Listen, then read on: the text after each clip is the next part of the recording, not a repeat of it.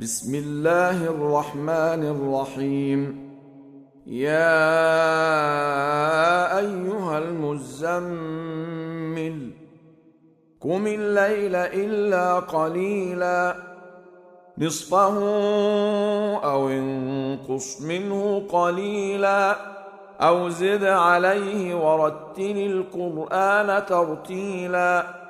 إنا سنلقي عليك قولا ثقيلا إن ناشئة الليل هي أشد وطئا وأقوم قيلا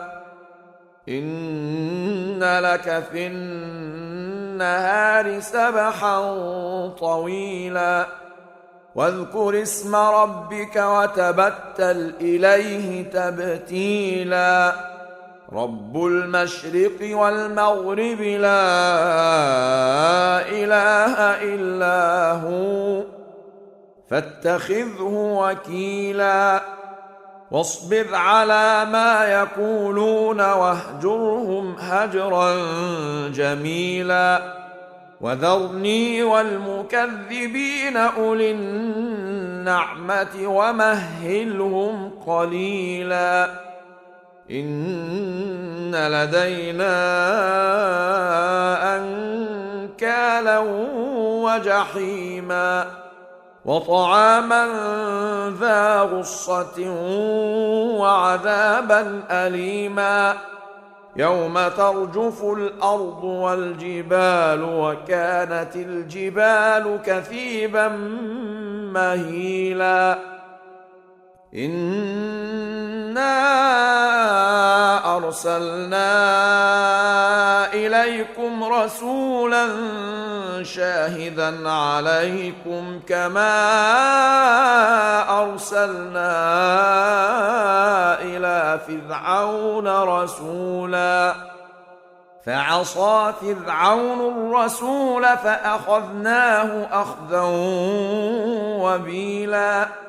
فكيف تتقون إن كفرتم يوما يجعل الولدان شيبا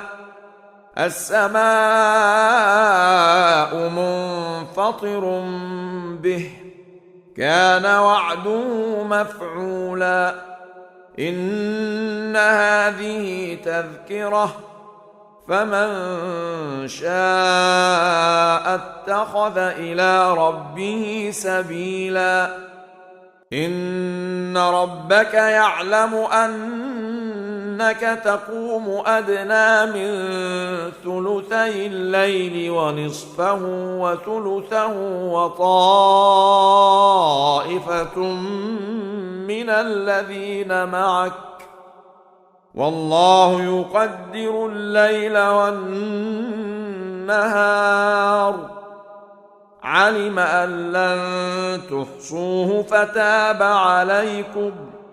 فاقرؤوا ما تيسر من القرآن علم أن سيكون منكم مرضى وآخرون يضربون في الأرض يبتغون من فضل الله وآخرون يقاتلون في سبيل الله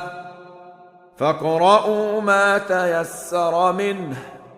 وأقيموا الصلاة وآتوا الزكاة وأقرضوا الله قرضا حسنا